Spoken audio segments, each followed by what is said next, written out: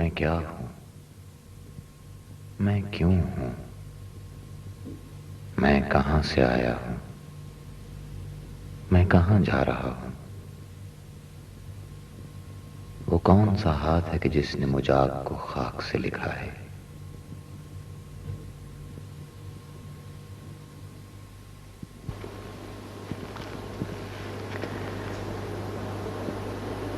گوتم، سدھارتھ گوتم، لاڈلا شہزادہ، شہزادگی ترک کیا ہوا شہزادہ۔ زندگی دکھ ہے اور دکھ کا سبب خواہش ہے، اور نجات خواہش کو تباہ کرنے میں ہے۔ نجات پایا ہوا وہ ہے جس کا علم گہرا ہے اور جس کی دانش بڑی ہے اور جس کا رستہ صحیح ہے۔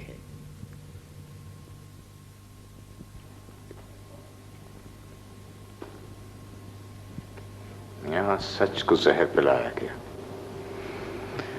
صرف اس جرم میں کہ وہ سچ سچ کیوں تھا۔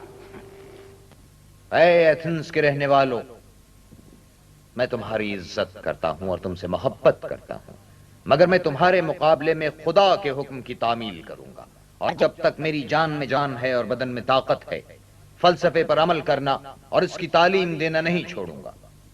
اے عظیم الشان اور حکمت نشان ایتھنز کے رہنے والوں، تم کو شرم نہیں آتی کہ تم اس قدر دولت اور شہرت اور عزت حاصل کر رہے ہو، لیکن تمہیں حکمت اور حق کی مطلق فکر نہیں۔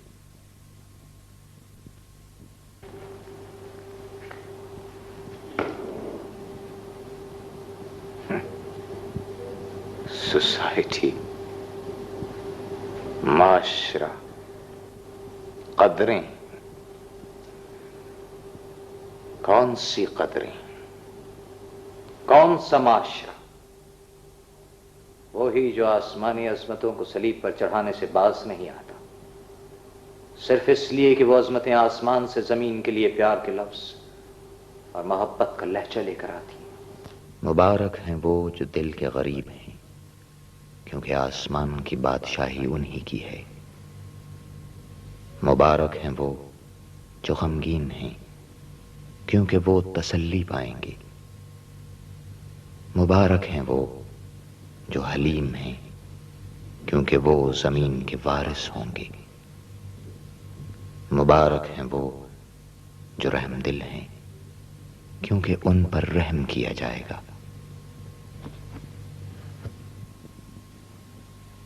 اپنے جوتے اتار دو اور اپنے قلب کو معطر کر لو، اور اپنے وجود کی تناس شہزادیوں کو کہ نگاہیں کہلاتی ہیں سجدے میں گرا دو۔ جہاں تم کھڑے ہو یہ مقام امانت داراں ہے، اور یہ مقام راست گویاں ہے، اور یہ مقام صدق شاعراں ہے، اور یہ وہ جگہ ہے جہاں جہتوں کو جہتیں دی جاتی ہیں، اور یہ وہ جگہ ہے جہاں تقدیروں کے مقدر متعین کیے جاتے ہیں۔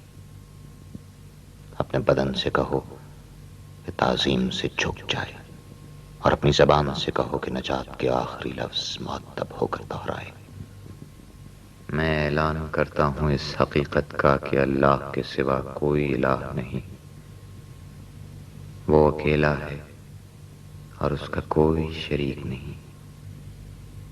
اور میں اعلان کرتا ہوں اس حقیقت کا کہ محمد صلی اللہ علیہ وآلہ وسلم اس کا بندہ اور اس کا رسول ہے۔ اللہ کے بندو، میں تم کو اس کی عبادت کی نصیحت کرتا ہوں اور ترغیب دلاتا ہوں۔ اے لوگو، تمہارے خون اور تمہارے مال تمہارے لیے ایک دوسرے پر حرام کر دیے گئے، سودی رقمیں کلعدم کر دی گئیں۔ اے لوگو، تم سب آدم کی اولاد ہو، اور آدم مٹی سے پیدا کیے گئے۔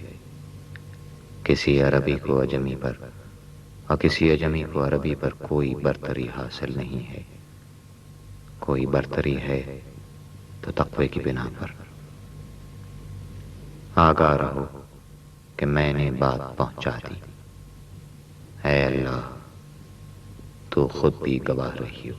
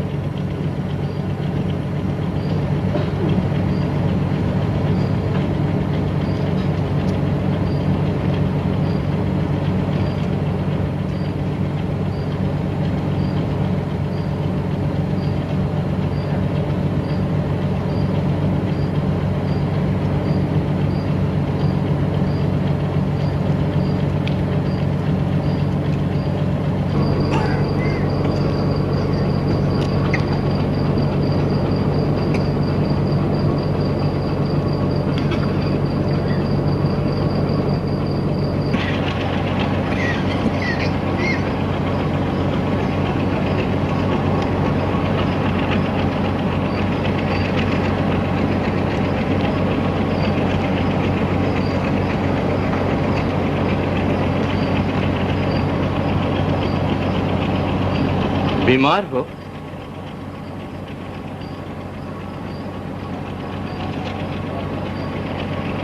चलो मैं तुम्हें वेटिंग रूम में ले चलता हूँ।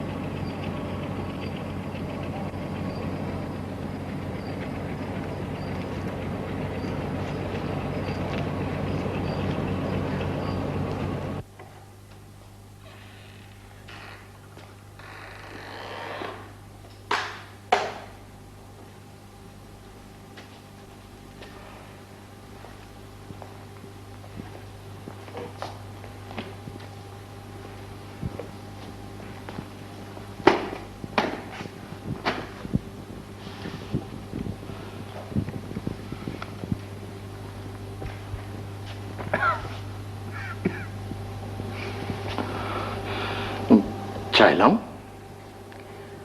कहाँ से लाओगे? ले आऊंगा कहीं से।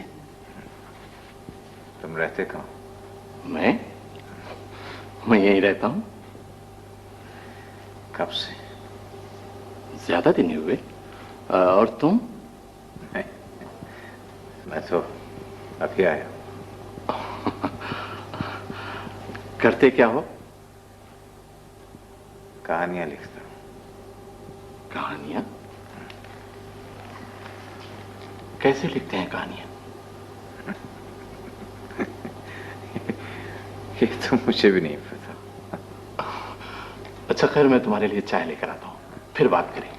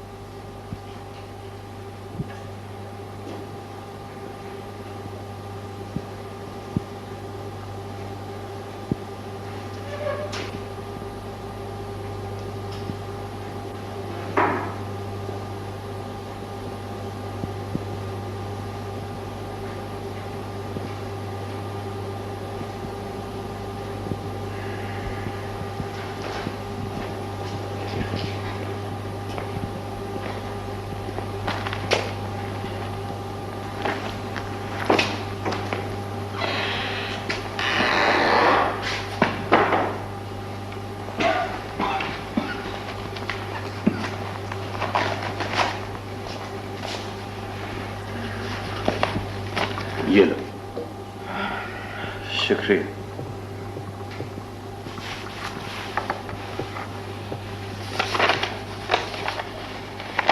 ये क्या कर रहे हो? ये मैंने अपनी आखिरी कहानी लिखी है, उसे देख रहा। अच्छा अच्छा। यहाँ स्टेशन पर एक छोटी सी दुकान है किताबों की। उसमें बहुत सी किताबें और रिसाले होते हैं, औरतों की तस्वीरों वाले, जिनों और भूतों की तस्वीरों वाले। उनमें आती हैं तुम्हारी कहानियां? नहीं, मैं वैसी कहानियां नहीं लिखता। फिर कैसी कहानियां लिखते हो? ऐसी। मैं पढ़ नहीं सकता। सुन तो सकते हो ना? हाँ, सुनने में क्या है। सुनो। बैठ जाओ।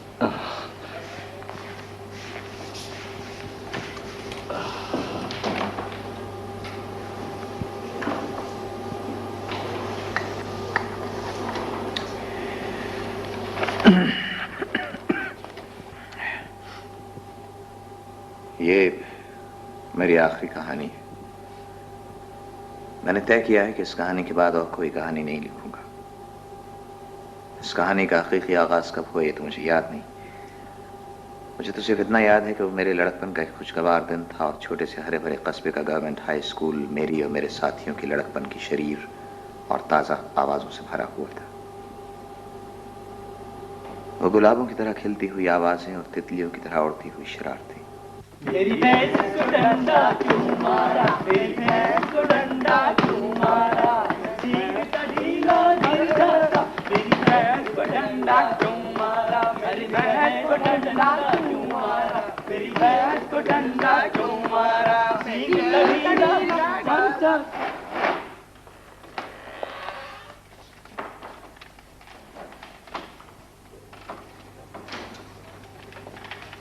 Class down, section A, stand up.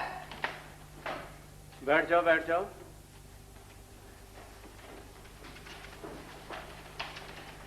सब लड़के हाजिर हैं?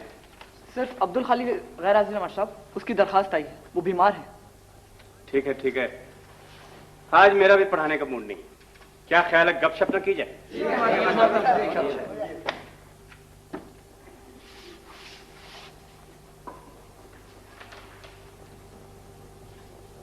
तुम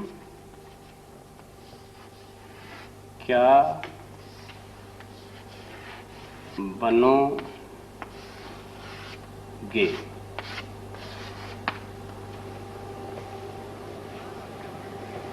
इंसान और हैवान में एक बड़ा फर्क ये है कि हैवान खाने पीने सोने और जागने से आगे बढ़कर अपनी जिंदगी का कोई मकसद तय नहीं कर सकता, इंसान कर सकता है। ठीक? ये साल इस स्कूल में तुम लोगों का आखिरी साल है और तुम लोगों को ये फैसला कर लेना चाहिए कि तुम क्या बनना चाहते हो। पहले तुम बताओ अब्दुल रशीद। मैं इंजीनियर बनूंगा मास्टर साहब। बहुत अच्छी बात है, हमें इंजीनियरों की बहुत जरूरत है, लेकिन इंजीनियर बनकर मुल्क से बाहर मत चले जाना, कितनी मजबूरी क्यों ना हो। कम तनख्वाह पर इस मुल्क में काम करोगे, हम गरीब लोग दुआएं देंगे। और तुम बताओ मोहम्मद रफी। मास्टर साहब मैं फौजी बनूंगा। बहुत बावकार पेश है, बहुत मोहतरम काम है, लेकिन जान देनी पड़ती है। जान दूंगा मास्टर साहब, मैं कोई बुज़दिल हूँ? शाबाश शाबाश। हाँ तुम बताओ कमाल अकमल, तुम क्या बनना चाहते हो? मैं अदीब हूँ मास्टर साहब, और आइंदा भी अदीब ही बनूंगा। क्या कहा तुमने? ग्रामर की कापियां निकालो, मैं चेक करूंगा।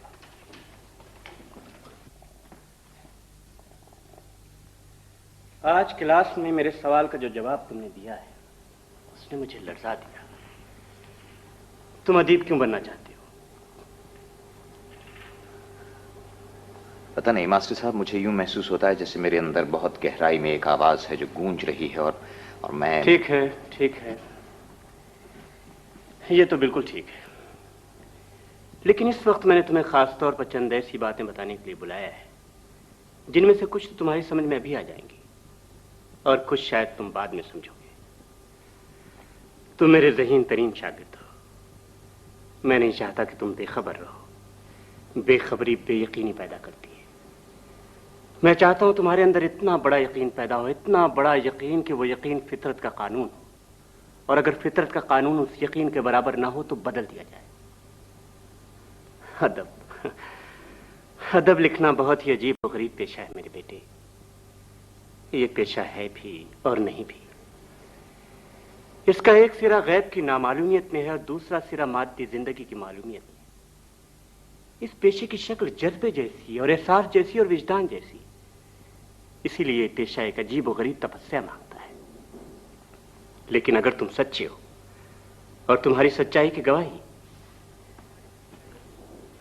तुम्हारी सच्चाई की पहली और आखिरी गवाही ये किताबें देंगी। इन किताबों में वजीम आवाजें रकम हैं जो इंसान ने मुख्तलिफ अदवार में सुनी, और अगर ये आवाजें तुम्हें इसी तरह सुनाई देती रहीं कि तुम खुद को इन आवाजों की पैदाइश महसूस करने लगे तो तुम सच्चे रहोगे। ये मास्टर नियाज अहमद की बातें मेरी समझ में नहीं आई। ये तुमसे इतनी लंबी और मुश्किल बातें क्यों कर रहे हैं?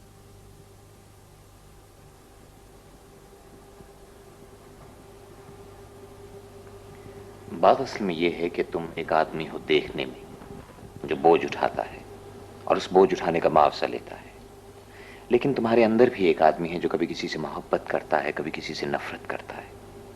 तुम इस मोहब्बत और नफरत को देख नहीं सकते हो। अदीब इसको लफ्जों के जरिए दिखाता है। ये बहुत मुश्किल काम है। मास्टर नियाज अहमद इस वक्त मुझे इस मुश्किल के बारे में आगाह कर रहे हैं। दूसरी बात यह है कि یہ کام سچائی کے بغیر نہیں کیا جا سکتا.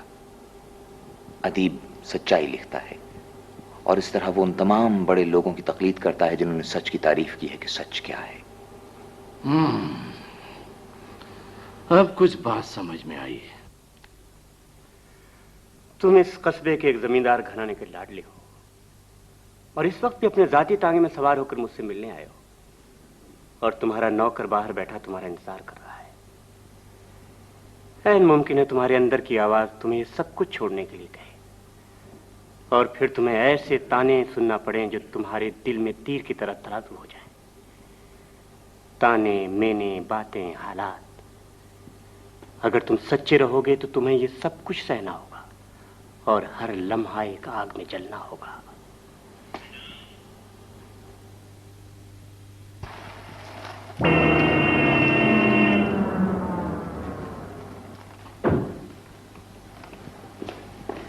آداب طیبہ. ہلو کمال، کب آئے تم؟ جی بس ابھی بھی آیا ہوں. طیبہ آپ نے تار بھیجا تھا، خیریت تو ہے؟ ہاں خیریت ہے بھی اور نہیں بھی ہے. چلو بیٹھو تم چائے پیو. جی بہتر. ابھی امی اور رفو تو خیریت سے ہیں؟ جی ہاں بالکل، آپ کو سلام کہہ رہے ہیں. ویسے طیبہ آپ نے یہ ہابی خوب پکڑی ہے. ارے بھائی ہم مزدور لوگ ہیں، ہماری ہابی بھی مزدوروں جیسی ہے. تمہاری طرح نواب تھوڑی ہے کہ قلم اٹھایا اور کہانی گھسیٹ دی. تم چائے نہیں پی رہے؟ جی پیتا ہوں. رحیم چائے لے گیا. یس چائے آ گئی ہے اور یہ کمال بھی آیا ہوا ہے. اچھا میں بھی آتی ہوں.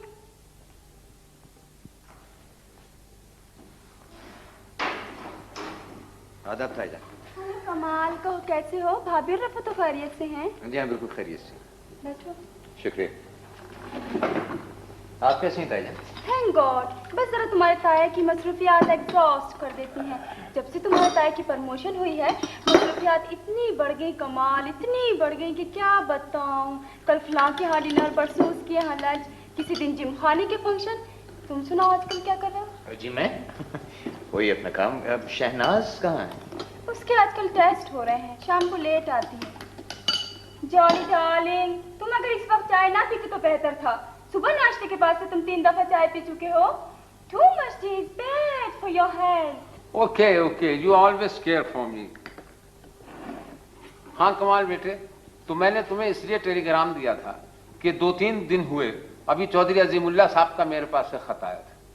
تم نے ایک کہانی لکھی ہے جس میں چودھری صاحب کو ایک ایسا ذمہ دار دکھایا ہے جو چوروں اور ڈاکوؤں کو پناہ دیتا ہے، اپنے مزاروں پر ظلم کرتا ہے، ذخیرہ اندوزی کرتا ہے. انہوں نے کہانی کی کٹنگ بھی مجھے بھیجی ہے.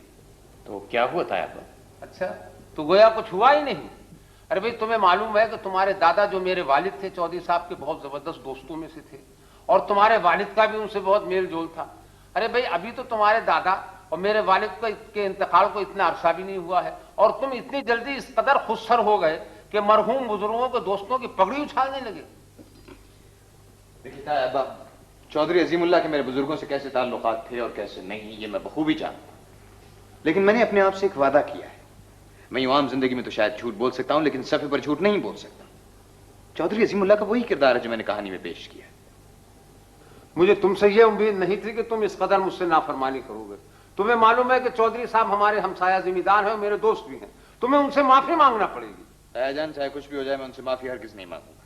بدتمیز بدلحاظ، تم اپنے آپ کو سمجھتے کیا ہو؟ دیکھیے طیبہ، آپ مجھے اس طرح بات مت کیجیے. اگر لٹریچر سے اتنا ہی کمٹمنٹ ہے اور اپنے آپ کو اخلاقی آسمانی مخلوق سمجھتے ہو تو ذمہ داری کو چھوڑ دو.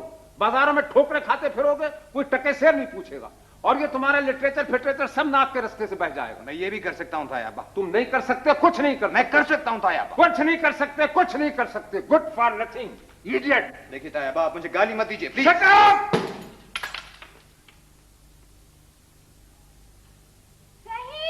رحیم دوڑ کر جاؤ، جلدی سے ٹیشو پیپر اور کولون دے جانا.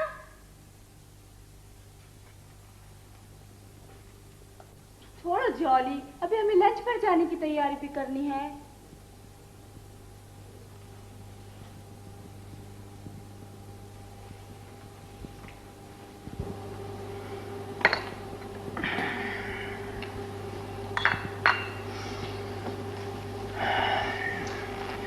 میں جب بھی قصبے سے شہر آتا تھا طیبہ کے گھر ٹھہرتا تھا، لیکن اس واقعے کے بعد ان کے گھر ٹھہرنا میرے لیے ممکن نہیں تھا. وہ رات میں نے شہر ہی میں اپنے ایک دوست کے ہاں گزاری. وہ دوست ایک ادبی مجلس کا سیکریٹری تھا. اس نے مجھے مجبور کیا کہ میں شہر میں ایک دن اور ٹھہر جاؤں اور شام کو اس کی ادبی مجلس میں اپنی تازہ کہانی پڑھنے کے بعد اگلے دن واپس جاؤں. میں نے اسے ٹالنے کی بہت کوشش کی لیکن اس نے میری ایک نہ سنی اور اخباروں میں یہ خبر چھپوا دی کہ میں اس کی ادبی مجلس میں اپنی کہانی پڑھ رہا ہوں. شام کو ادبی مجلس کا اجلاس ایک خوبصورت ہوٹل کے ہال میں منعقد ہوا. میں جب کہانی پڑھنے کے بعد ہوٹل کے لاؤنج میں آ رہا تھا تو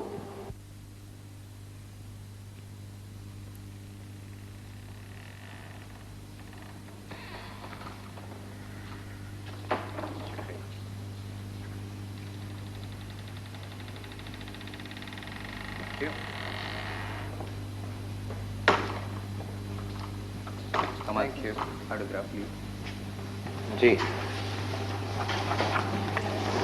شکریہ. Autograph please.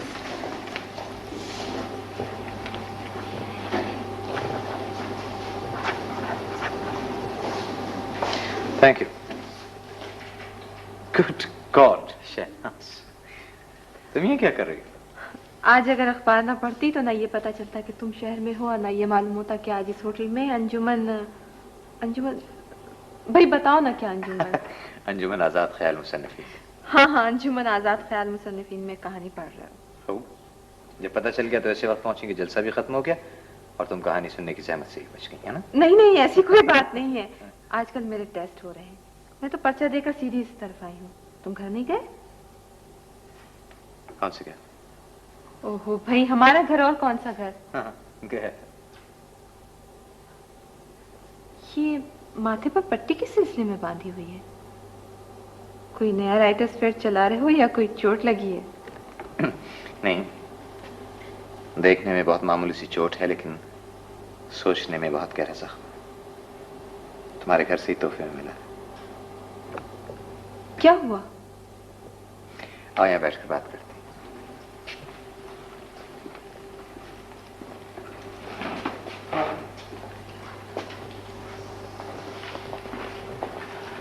سنو بھائی، 2 لائم جوس لیا. کیا پوچھنی تھی نا؟ یہی کہ گھر میں کیا ہوا تھا؟ کچھ نہیں تھا. ابا نے بلایا تھا مجھے تار دیکھ کر اور کہنے لگے کہ مجھے چودھری عظیم اللہ سے معافی مانگنی چاہیے. میں نے انکار کر دیا. ہاں ابو کچھ دن پہلے کہہ تو رہے تھے کہ تم نے بڑی انسلٹنگ سی کہانی لکھی ہے. خیر، تو جب میں نے انکار کیا تو وہ اتنے غصے میں آئے کہ انہوں نے چائے کی پیالی اٹھا کر میرے سر پر دے ماری. لیکن کمال، خدا کی قسم مجھے نہ ابو نے کچھ بتایا نہ امی نے. میں اگر آج کا اخبار نہ پڑھتی مجھے تو یہ بات ان کے لیے اتنی اہم نہیں تھی کہ وہ اسے یاد رکھتے یا تمہیں بتاتے. ٹھیک ہے.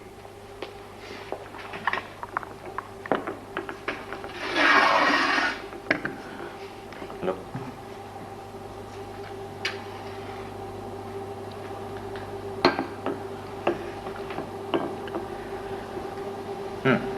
آئی ایم سوری کمال.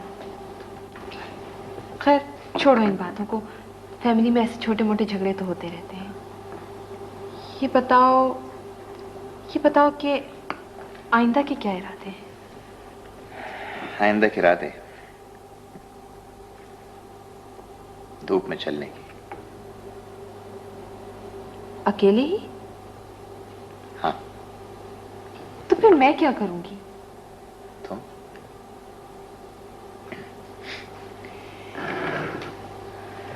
دیکھو شہناز، لڑکیاں چڑیوں کی طرح ہوتی ہیں. انہیں ایک گھونسلے کی ضرورت ہوتی ہے. میں تمہیں گھونسلہ نہیں فراہم کر سکوں گا. کیوں؟ میں نے اپنی زندگی کا ہر لمحہ اپنے ساتھ کیے ہوئے وعدے کے ساتھ بسر کرنے کا تہیہ کیا ہے. میں تم لوگوں کو اور ان تمام چیزوں کو جن پر تمہیں فخر ہے چھوڑ رہا ہوں. تو تم؟ ہاں.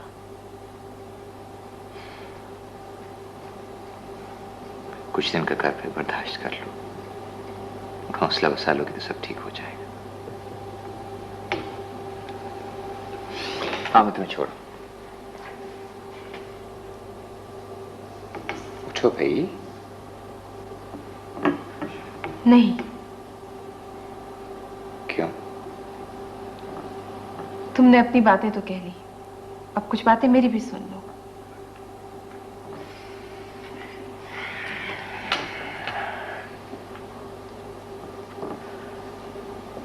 बोलो, खामोश क्यों? कमाल, तुम कहानीकार हो और कहानीकार की दौलत उसके ख्वाब भी होते हैं। तुमने चंद ख्वाब मुझे भी दिए हैं। मैं तुम्हारी इस दौलत को, तुम्हारे ख्वाबों को कैसे किसी और के सुपुर्द कर दूं? मैंने कहा ना कि चंद दिन का कर्ज है। कहानीकार होकर ऐसी बातें मत करो कमाल। ये चंद दिन का कर्ज नहीं, उम्र भर का जहन्नुम है।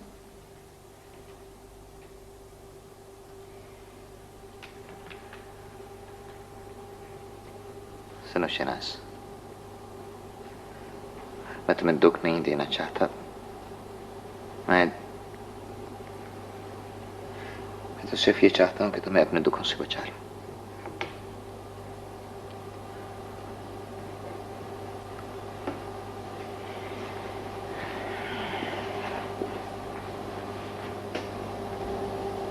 हाँ, मैं तुम्हें घर छोड़ा हूं, देर हो गई।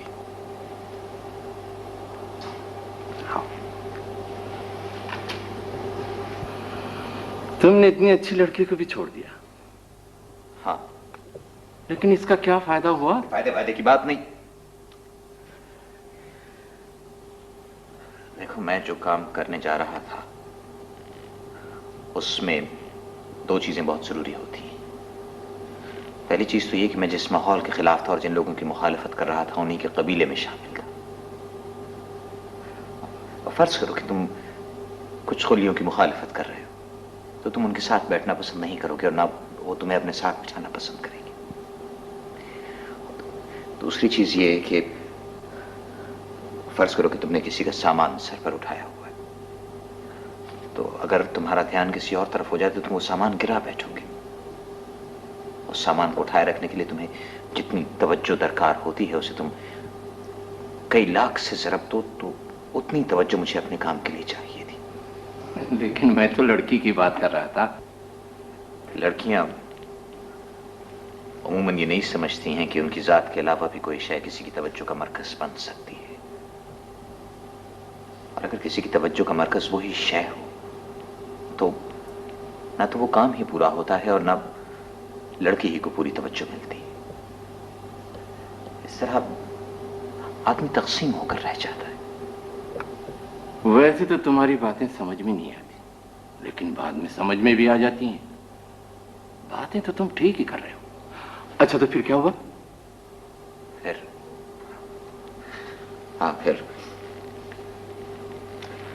मैंने जब अपने इस फैसले का खानदान में ऐलान किया कि मैं सब कुछ छोड़ रहा हूं, तो एक हंगामा बपा हो गया। खानदान का एक इजलास बुलाया गया, गोया बाकायदा अदालत सजाई गई और मैं उस खानदानी अदालत में बतौर मुल्जिम पेश हुआ। हाँ तो भाई साहब, ये कमाल आपके सामने मौजूद है। आप जो कुछ कह रहे थे जरा इसके सामने कह दीजिए, शायद इससे अकल आ जाए। दुल्हन, मुझे क्या कहना है? जो कुछ कहना है कमाल को कहना है। मैं तो ये चाहता हूँ कि ये बुजुर्गों के नाम को बट्टा ना लगाए, जिम्मेदार आदमी बने, कोई काम काज करे, शादी करे और कोलू का बैल बन जाए। शादी करने से कोई मर्द कोलू का बैल नहीं बनता कमाल भाई। बनता है, कैसे नहीं बनता? तुम अपने मियाँ को देखो जरा, उस बेचारे को कभी तुम्हारी फरमाइशों से आजादी मिली है? कमाल, आदमी को कभी कभी अपने खौल से बाहर आकर दूसरों का ख्याल भी कर लेना चाहिए। मैं तुम लोगों का ख्याल नहीं कर सकता, इसीलिए मैं ये चाहता हूं कि तुम लोग मुझे छोड़ दो, ताकि तुम लोगों को मेरी रोज रोज की झकझक से निजात मिले और मुझे तुम्हारे आमियाना फलसफे से। दुल्हन, सुन लिया इसकी अपनी जुबान से? हाँ भाई, सुन तो लिया। ये लड़का तो सबको बर्बाद करके छोड़ेगा। कमाल भाई, ये बताइए, क्या अदीब बनने का मतलब ये है कि आदमी अपनी तमाम जिम्मेदारियों से भाग जाए? इस सोसाइटी के कुछ आदाब ऐसे भी हैं जो सब पर लागू होते हैं। अदीब कोई आसमानी मखलूक नहीं होता। बेटी, ये तुमने कैसी बात कह दी? इतने बड़े अदीब की तौहीन कर दी। ना तो मैं कोई आसमान से उतरी हुई मखलूक हूं और ना इतना बड़ा अदीब के ताया अब्बा मुझ पर तंज करने की जरूरत पेश आए। रह गई बात जिम्मेदारियों की, तो समाजी जिम्मेदारियों के कुछ दर्जे होते हैं। अहम जिम्मेदारियों को पहले पूरा किया जाता है। मैं क्या चाहता हूं? मैं सिर्फ यही चाहता हूं कि अपनी अहम तरीन जिम्मेदारी को सबसे पहले पूरा कर लूं।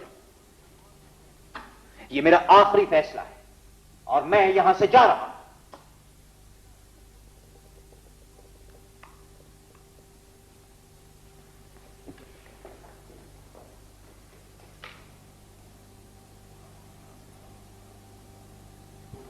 میں چلا گیا، میں تنہا گیا تھا، لیکن شہر میں مجھے مجیب مل گیا۔ وہ غزل کے لہجے میں بولتا ہوا سچ تھا، وہ میرا ہمزمان ہو گیا۔ ہاں اچھا جی جی جی اچھا جی ہاں جی 1 منٹ ہولڈ کیجیے گا۔ مجیب صاحب؟ ہاں جی 1 منٹ۔ سر یہ ممتاز صاحب کا فون ہے آپ کے لیے جی، اور سر یہ کمال صاحب بھی تشریف لائے ہیں جی۔ اچھا تشریف لے جائیے۔ شکریہ۔ نہیں شام کو آ جاؤں گا۔ اوکے آؤ بھائی، کہاں تھے تم؟ ارے یار بس وہی ڈیکلریشن کے چکر میں پھر رہا تھا۔ یار کچھ بات بنتی نظر آتی ہے مجھے، میں سوچ رہا ہوں کہ اگلے مہینے سے اپنا پرچہ نکالنا شروع کر دوں۔ ابے کر یار، کچھ تو کر۔ یعنی آج کل تو ایسے عجیب و غریب رسالے چھپ رہے ہیں کہ پتہ ہی نہیں چلتا کون ادیب ہے کون غیر ادیب، جو لکھتا ہے چھپ جاتا ہے۔ یار یہ تو ٹھیک ہے، لیکن اصل مسئلہ فائنانسز کا ہے۔ دیکھ کمال، میں نے تجھے پہلے بھی کہا تھا کہ یہ کوئی ایسا مسئلہ نہیں۔ میں نے بھائی ہم اتنے اشتہار لے لیا کریں گے کہ پرچہ چلتا رہے گا، میں اپنی پوری جان لڑا دوں گا۔ اگر ہم کامیاب ہو گئے نا کمال، تو یار یہ میں ملازمت چھوڑ دوں گا۔ اس دفتر سے مجھے گھن آنے لگی۔ اب یار گھن آنے لگی ہے تو اٹھو یہاں سے۔ السلام علیکم مجیب صاحب۔ بھئی یہ کیسی سیکریٹری رکھ چھوڑی ہے آپ نے؟ یہ مجھے ہی روک رہی تھی، میں نے کہا چلو ہٹو۔ اور کمال صاحب پتہ نہیں کہاں کہاں ڈھونڈتا ہوا یہاں تک پہنچا ہوں۔ بھئی آپ لوگ تو ہمارے لیے بالکل غائب ہی رہتے ہیں۔ تشریف رکھی۔ بھئی شکریہ شکریہ۔ ارے صاحب مجیب صاحب، آپ کی وہ تازہ غزل اور آپ کا وہ نیا افسانہ، کیا نام اس کا، پہلا آدمی، سچ کہتا ہوں پڑھ کر تو نیا ہی لطف آیا ہے۔ آپ کی سمجھ میں آ گیا تھا میرا افسانہ؟ کیا بات کہی ہے۔ ارے صاحب آپ کے پچھلے افسانوں پر تو تنقید نہ لکھ سکا، لیکن اب جو مجموعہ آئے گا تو انشاءاللہ ایسا لکھوں گا کہ آپ بھی یاد کریں گے۔ ارے صاحب ہم تو عاشق ہیں تمہارے نام کے۔ لے بھائی مجیب، شروع ہو گئے اپنے رسوائی کے سامان۔ رسوائی؟ بھائی کیا بات کرتے ہیں، یعنی ہم اور آپ کو رسوا کریں گے؟ خیر چھوڑیے، آج زحمت کیسے کی آپ نے؟ ہاں زحمت بھائی، آپ تو جانتے ہیں کہ ہمارے رسالے یعنی خوفناک ڈائجسٹ کی مارکیٹ بہت وسیع ہے، بہت وسیع ہے۔ ملک کے ہر ریلوے بک اسٹال پر سب سے زیادہ سیل ہماری ہے۔ تو اب ہمارے سیٹھ صاحب کو خیال آیا ہے کہ سنجیدہ اور مایا ناز لکھنے والوں کے فن پارے بھی چھپنے چاہیے۔ دراصل یہ آئیڈیا انہیں میں نے ہی دیا تھا۔ اچھا جی ہاں، یعنی گویا ادبی پرچے کا لیبل بھی لگانے کا آئیڈیا ہے؟ جی ہاں جی ہاں۔ اچھا کمال، دے دو اپنی کہانی۔ جی دیکھیے صاحب، میں اس معاملے میں بہت سنجیدہ ہوں۔ جی ادب اور پرچے کی مثال اچھے کھانے اور صاف ستھری پلیٹ جیسی سبحان اللہ ہے نا؟ جی۔ اب فرض کیجئے کہ آپ کو انتہائی اعلیٰ قسم کا لذیذ کھانا انتہائی غلیظ پلیٹ میں دے دیا جائے تو آپ پر کیا گزرے گی؟ آپ کے آئیڈیا کے لیے میرا یہی جواب ہے۔ دیکھ لیجئے بھائی، میں تو 1000 روپے کا چیک بھی لے آیا تھا معاوضے کے طور پر۔ آپ ایسا کریں، چیک چھوڑ دیں، جی کہانی نہیں ملے گی۔ دیکھیے اگر آپ مسخری سے باز رہا کریں تو شاید آپ میرے دفتر میں تشریف فرمائیں، ورنہ لفظ مسخری کا جواب میں کسی اور طریقے سے دیتا۔ چھوڑ یار، مجھے پرچہ نکالنے کی تیاری کرتے ہیں نا، تاکہ کھانا بھی لذیذ ہو اور پلیٹ بھی صاف۔ کیوں؟ بہت اچھا، شکریہ، خدا حافظ۔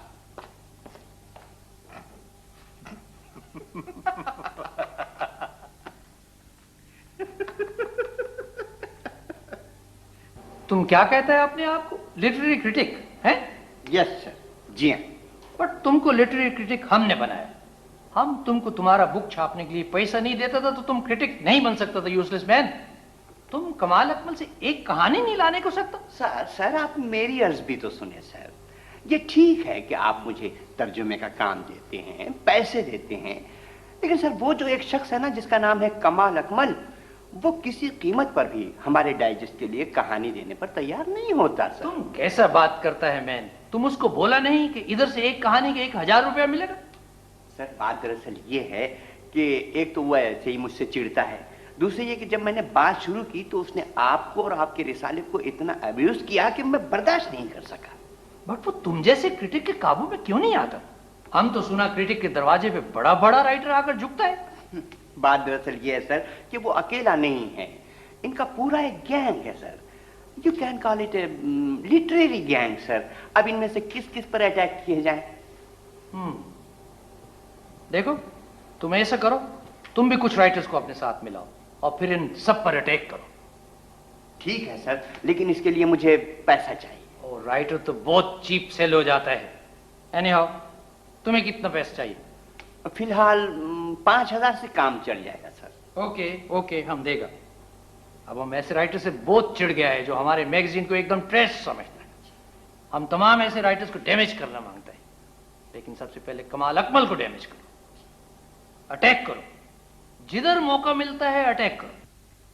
और जब इंसान अकेला रह गया और उसके तमाम साथी बंदरों और कुत्तों और बैलों और गधों और चूहों में तब्दील कर दिए गए, तो उस पर यह हकीकत मुनकशिफ हुई कि दिखाई देने वाली तरक्की के साथ साथ इंसानी नफ्स की तहजीब न हो तो इंसान का शरफ साकित कर दिया जाता है। ख़वातीन और हज़रात, आपने जनाब कमाल अकमल की कहानी सुनी। मेरे ख्याल में अब इस कहानी पर गुफ्तगू का आगाज किया जाए।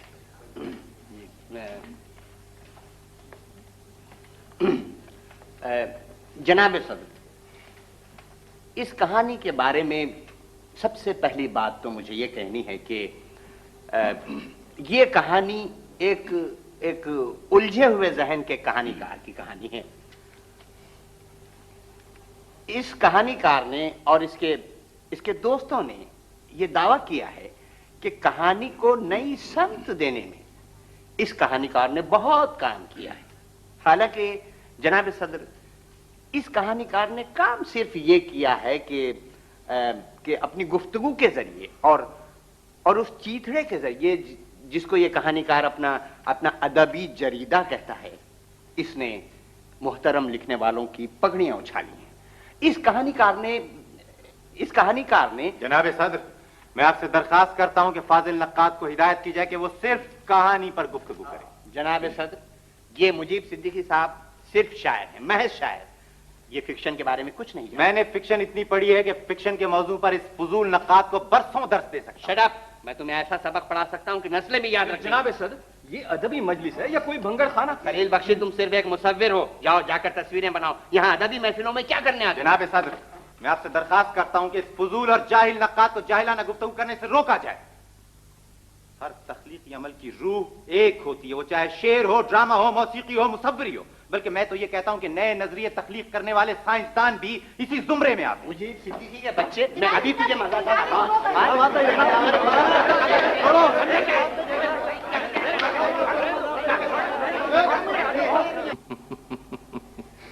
मैंने खुद से और अजीम आवाजों से जो वादा किया था, उस वादे की पासदारी मुझे एक मंजिल पर ले आई थी जहां मैं खुद को तन्हा महसूस करने लगा था।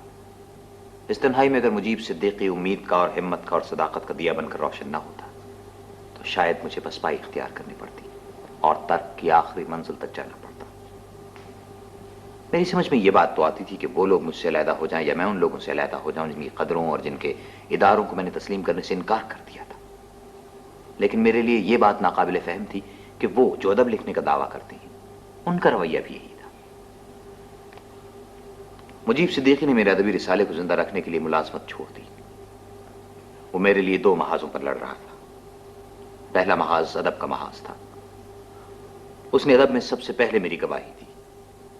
दूसरा महाज मईशत का था। उस माशरे में जिसमें बड़े से बड़ा अदबी जरीदा 1-2 हज़ार से ज्यादा नहीं छपता था, अदबी जरीदे को जिंदा रखने के लिए इश्तिहारों की जरूरत होती है। मुजीब इश्तिहार जरूर लाता था, लेकिन बहरहाल एक शायर था, एक बड़ा शायर और बड़े शायर की तरह शदीद मोहब्बतों का पैकर। वो जब अपने शेर पढ़ता था या जब उसके शेर कहीं छपते थे तो बड़े बड़ों पर उसका जादू सर चढ़कर बोलता था। उसका जादू एक बहुत बड़े सनतकार की महबूबा पर भी चला। जब शायर अपनी खुशबुओं के साथ उसके दिल के नेहा खानों में उतरा तो वो सनतकार के बटवे में ताजा नोटों की महक को भूलकर उसकी गजलों के फूलों पर तितली की तरह बैठी। सनतकार ने जब ये देखा कि उसका कोई हरबा उसकी महबूबा को वापस उसकी तरफ नहीं ला सकता तो उसने साजिश का जाल बुनना शुरू किया। उसने अपने साथी सनतकारों पर अपना असर रसूख इस्तेमाल करके ہمارے سامنے ایک عجیب و غریب صورتحال لا کھڑی کی. یار مجھے یار یہ کیا چکر ہے؟ میری خود سمجھ میں نہیں آ رہا. جس ادارے میں جاتا ہوں اشتہار لینے وہاں سے انکار ہو جاتا ہے. ارے تو میری جان اب کریں گے کیا؟ کیا کرنا کیا ہے؟ ہو رہے گا کچھ نہ کچھ، گھبرائیں کیا؟ میری سمجھ میں یہ نہیں آتا کہ یہ پوری سوسائٹی ہمارے خلاف کیوں ہوئی. نہیں، پوری سوسائٹی ہمارے خلاف نہیں ہوئی کمال اکمل.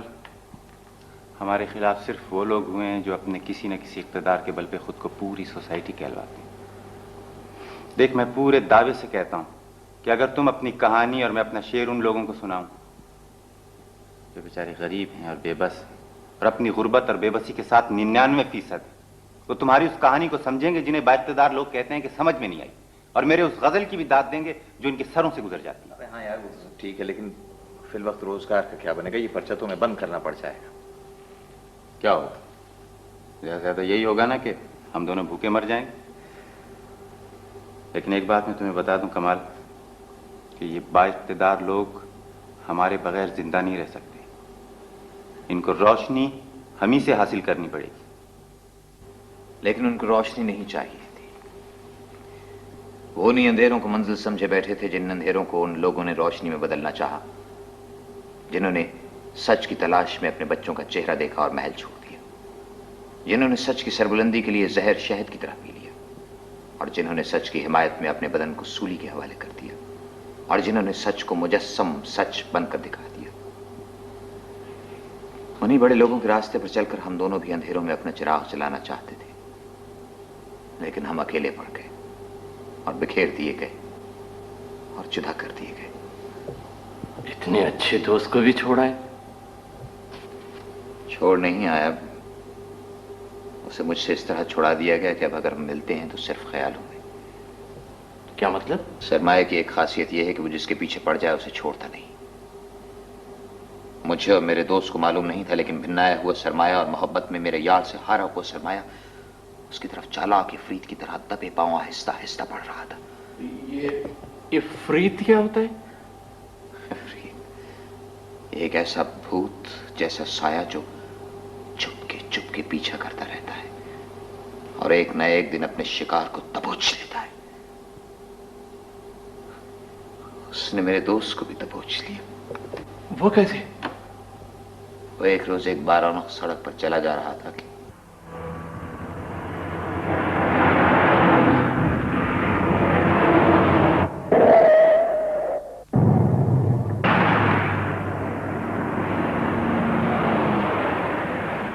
میرا دوست اس صنعتکار یا اس کے کسی گماشتے کی کار کی نظر ہو گیا.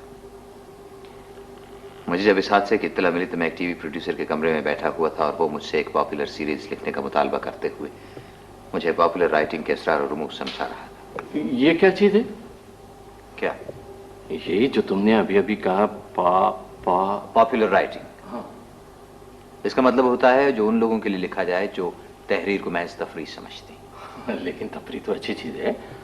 ہاں، تفریح اچھی چیز ہے، لیکن جن سوسائٹیوں میں تفریح کی فرصت نہ ہو اور ہر وقت کام کرنے کی ضرورت ہو وہاں تفریح بعد میں آتی ہے. ہمارے سوسائٹی میں تفریح کو پہلا درجہ دیا جاتا ہے. اچھا پھر کیا ہوا؟ پھر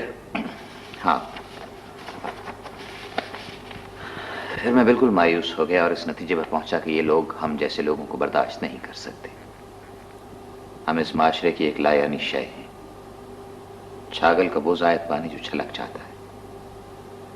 ہم بے طاقت تھے اور کمزور تھے اور ہمارے قلم اپنے حریفوں سے ہار چکے تھے. میں نے سوچا کہ اگر میں سوسائٹی کو بدل نہیں سکتا تو اس سے مکمل علیحدگی اختیار کر لوں. اور اپنی کہانی کی ان آخری سطروں تک مجھے یہ فخر حاصل ہے کہ میں نے ان عظیم آوازوں سے غداری نہیں کی جن کی میں پیدائش ہوں.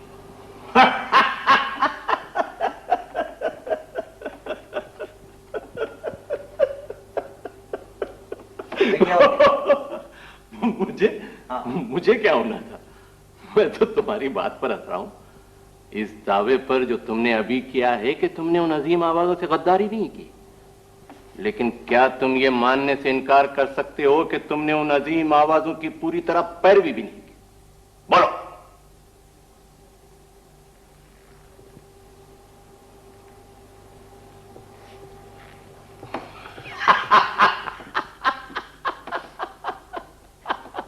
تم کون کون ہو تم؟ تم ہمیں نہیں پہچانتے؟ ہمیں؟ ہاں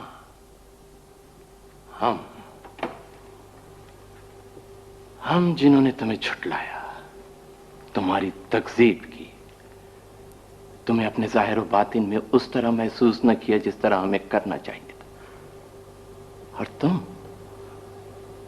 تم جو عظیم آوازوں کی پیدائش ہو، ہمیں گہرے اندھیروں میں چھوڑ کر چلے آئے تو ہماری شکلیں بدل گئی، ہم بونے ہو گئے. اور جب ہم بونے ہو گئے تو ہم تمہاری تلاش میں نکلے. ہم جس گلی میں گئے وہ گلی بند تھی، جس راستے پر چلے وہ راستہ مسدود تھا. ہم ایک دوسرے سے جھگڑتے رہے، لڑتے رہے، مرتے رہے اور رینگتے رہے. اور آخر اس آخری اسٹیشن پر بیٹھ کر تمہارا انتظار کرنے لگے کہ تم یہیں سے گزرو گے. اب ہم نے تمہیں پا لیا ہے. دیکھو، ہماری طرف دیکھو، ہم سے منہ نہ موڑو. تم ہماری روشنی ہو، تم ہماری تہذیب ہو. اب ہم تمہیں لینے آئے ہیں.